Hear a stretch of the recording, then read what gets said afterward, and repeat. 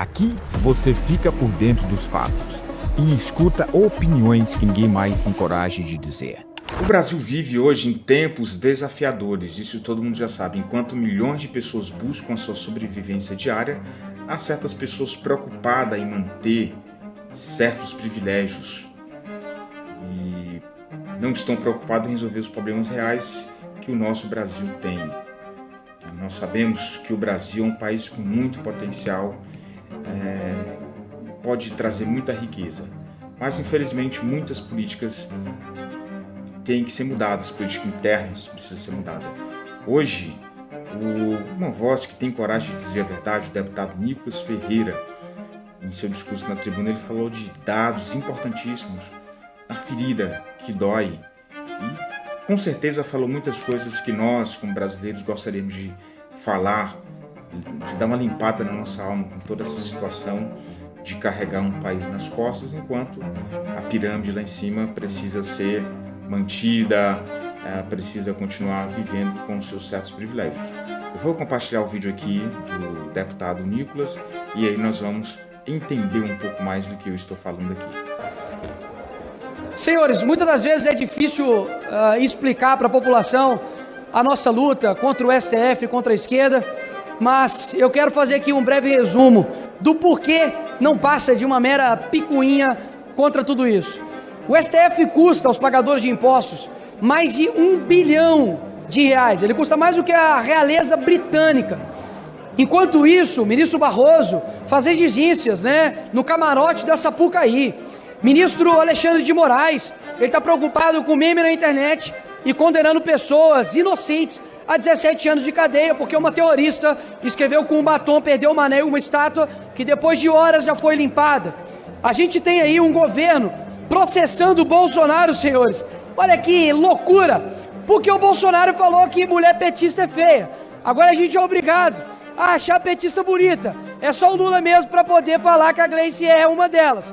É inacreditável como num Brasil que tem 100 milhões de pessoas que não tem saneamento básico, e peço perdão aqui pro meu palavreado, não tem aonde defecar, 32 milhões de pessoas que não têm água potável, ministros do STF preocupando com banalidades, colocando um dedo em coisas que não são de sua competência.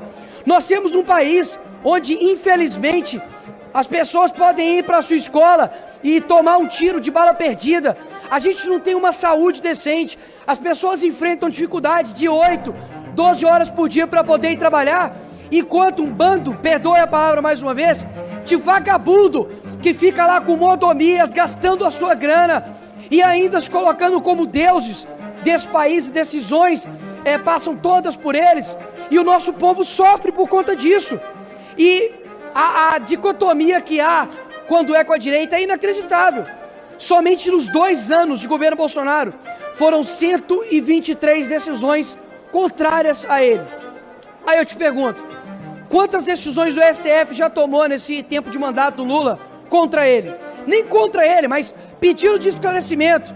Já que eles gostam de pedir 48 horas para explicar fulano de tal, 3 horas para explicar tal coisa, por que que até agora o STF não pediu ao governo Lula para poder esclarecer em 48 horas as queimadas da Amazônia?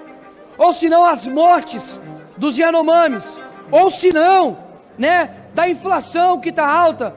Ou seja, é inacreditável como simbolicamente a nossa maior alta corte, e eu não quero aqui colocar como se todos os servidores e juízes e pessoas que honram o direito nesse país sejam o mesmo que eles, mas por que esses caras, eles mandam um recado muito ruim para uma geração, do tipo, eu posso usurpar as minhas funções públicas, eu posso usurpar as minhas funções constitucionais, que vai dar certo.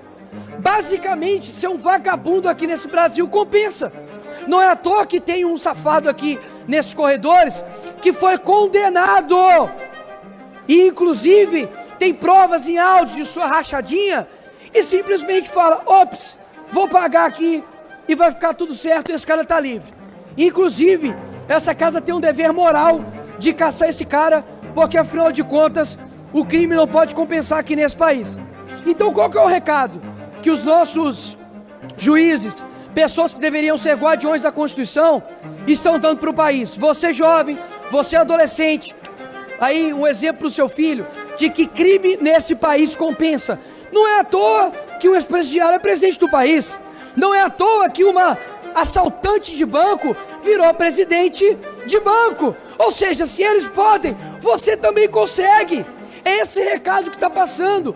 Só vai ter uma mudança real nesse país quando homens e mulheres deixarem de ser escravos de um Estado que é preguiçoso, um Estado que ajuda a criminalidade e, principalmente, parar de acreditar nas mentiras desse lado de cá, desse plenário que é a esquerda.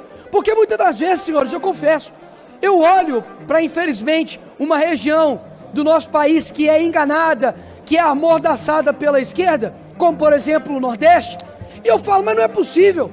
São anos e anos, como o Maranhão, que teve o Flávio Dino como governador, como o pior índice de desenvolvimento humano, e ainda continua fazendo a mesma escolha. Como isso é possível? Porque, infelizmente, o nosso país foi adestrado a pensar somente no final de semana. E aí, depois de ter ouvido tudo isso, eu tenho uma pergunta. Até quando o Brasil vai aceitar isso, essa realidade? O deputado Nicolas Ferreira trouxe dados importantes, como eu tinha comentado anteriormente, e são coisas que a gente precisa sempre estar de olho. Uma das coisas que o deputado falou não é só um desabafo, é um alerta de tudo que tem acontecido no nosso país. Dados que ele trouxe importantes, são mais de 100 milhões de brasileiros sem saneamento básico. É um absurdo isso. Enquanto você tem um órgão gasta mais de 1 bilhão por ano. Isso é um absurdo. Outro, 32 milhões de pessoas sem acesso à água potável. Nossa, não preciso nem falar uma quantidade ainda de pessoas sem água potável na sua casa. Gente enfrentando horas de transporte público precário, enquanto lá em cima vive como reis. De fato, infelizmente é isso que acontece no Brasil. É uma chateação, eu mesmo sou chateado com uma situação dessa, um país que, ao invés de estar incentivando outros meios tecnológicos, um crescimento real, focado em tecnologia, focado entre outras coisas que nós temos como desenvolver no Brasil, diferente de outros países de fora, aqui matando. O empreendedor já nasce aqui no Brasil concorrendo com o pescoço. É muitos impostos, é muita coisa para pagar.